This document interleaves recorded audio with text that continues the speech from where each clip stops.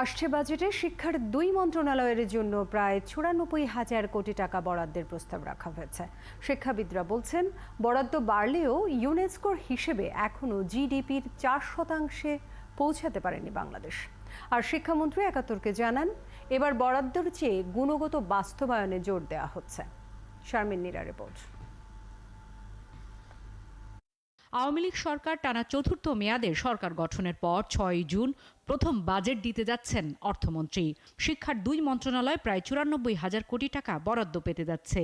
শিক্ষা মন্ত্রণালয়ের মাধ্যমিক ও উচ্চশিক্ষা এবং কারিগরি শিক্ষায় বরাদ্দ পাচ্ছে প্রায় ৫৫,০০০ কোটি টাকা। অন্যদিকে প্রাথমিক ও গণশিক্ষায় ৩৮,০০০ কোটি টাকার কিছু বেশি বরাদ্দ আসছে।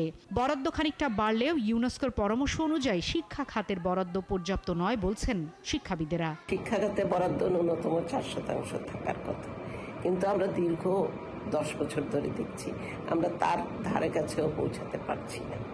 তাহলে আমরা কি মানব সক্ষমতা বিনির্মাণের দিকে তাকাবো না? শিক্ষামন্ত্রী অবশ্য বলছেন, বরাদ্দ যাই হোক বাস্তবায়নে গুরুত্ব দিতে হবে।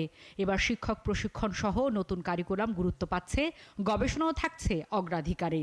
বাজেট বাড়ালে হবে না, সেটা কর্মমুখী করতে হবে শিক্ষার্থীদেরকে। যে শিক্ষকদের প্রশিক্ষণ, কারিকুলামের মান উন্নয়ন, সেটা বিশ্ববিদ্যালয় হোক, তারপর আমরা বলছি অ্যাক্রেডিটেশন প্রসেস, যে উচ্চশিক্ষার সেদিকে জোর দেওয়া হচ্ছে। প্রশ্ন ছিল, শিক্ষার সাথে বিভিন্ন মন্ত্রণালয়কে জুড়ে দিয়ে টাকার অঙ্ক বড় করে দেখানো হয়। মন্ত্রীর জবাব, ২২ মন্ত্রণালয় শিক্ষার সাথে কাজ করছে। আমাদের অনেক প্রতিষ্ঠান আছে যেগুলো পাট ও বস্ত্র মন্ত্রণালয়ের অধীনে, সেগুলো কিন্তু এই হিসাবে দেখানো হয় না।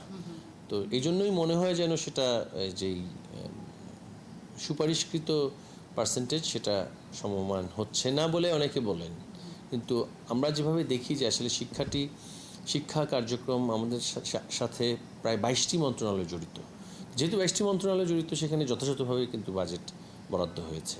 করোনাকালীন ধাক্কা পুরোপুরি কাটিয়ে ওঠেনি শিক্ষা খাত, সেই সাথে আরও কিছু চ্যালেঞ্জ ছিল। সবুত্রে বাজেটের সঠিক বাস্তবায়ন গুরুত্ব পাবে বলছেন শিক্ষামন্ত্রী। শারমিন নীরা, একাত্তর, ঢাকা।